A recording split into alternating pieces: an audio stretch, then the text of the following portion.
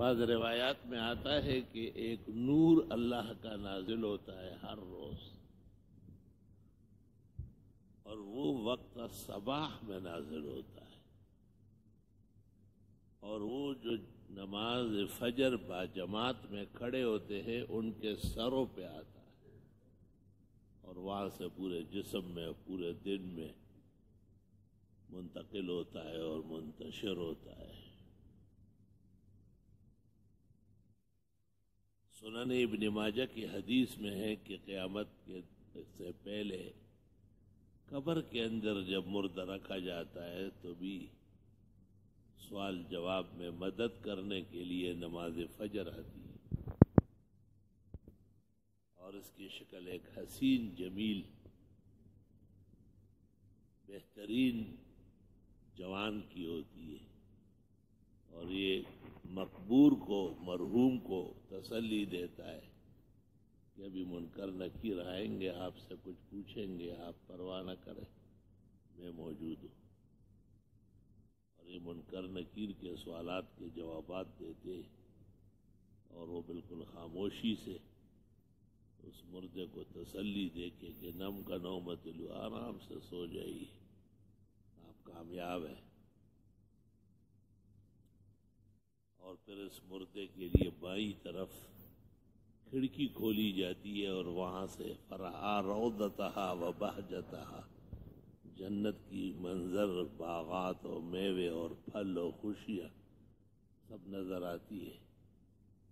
یہ اس کو دیکھتا رہتا ہے، اور اتنے میں یہ ہزاروں سال قیامت کے گزر جائے گے۔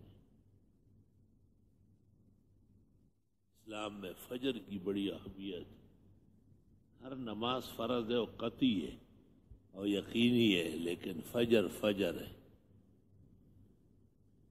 میں نے تواریخ صلاۃ میں پڑھا ہے کہ انبیاء و مرسلین کو نبوت وقت الفجر دی گئی ہے، اور نبوت کا اعلان فرض ہے، اس لیے اس میں قرات بالجہر ہے۔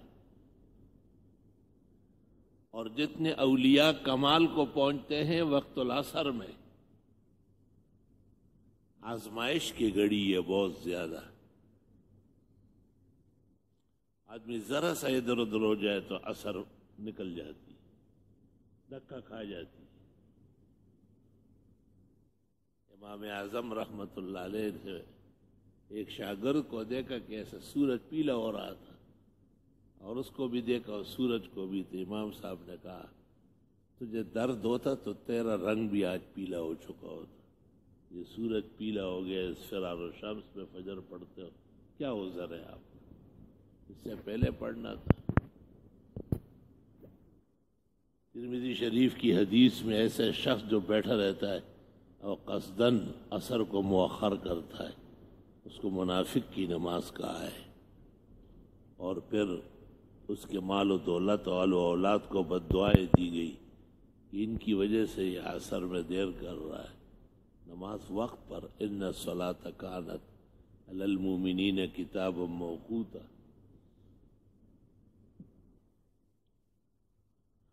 بہت زیادہ تسلی اور خوشی آدمی کو ہوتی ہے نماز میں۔ رسول اکرم صلی اللہ علیہ وسلم کو جب تکلیف، رنج، غم لاحق ہو جاتا آپ فوراً نماز شروع کر دیتے تھے۔ نماز سے تسلی ملتی ہے، دلوں کو آرام ملتا ہے۔ اقم الصلاۃ لذکری، موسیٰ علیہ السلام کو اللہ نے کہا جب میں یاد آنے لگوں تو نماز پڑھنا شروع کر لے، آپ کو آرام مل جائے گا، خوشی ہوگی، تسلی مل جائے گی۔ ان الصلاۃ تنہی عن الفحشاء والمنکر، ہر طرح ناجائز کام اور بے حیائی، ان سے جان چھڑانے کا علاج بھی نماز ہے۔ جب نماز ہو جائے گی تو برائیاں چھوٹ جائے گی۔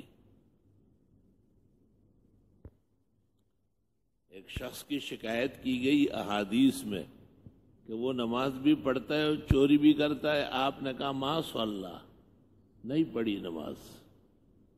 پھر بتایا گیا کہ حضرت نماز بھی پڑھتا ہے اور چوری بھی کرتا ہے۔ آپ نے کہا ماشاء اللہ، کوئی نماز نہیں پڑھی۔ اس کے بعد اطلاع ملی کہ ہمیشہ کے لیے توبہ طائب ہو گیا، کسی کا سونا بھی پڑا ہوا ہے تو ہاتھ نہیں لگا، آپ نے کہا الآن صلی، اب جا کے نماز پڑھ لی اس نے۔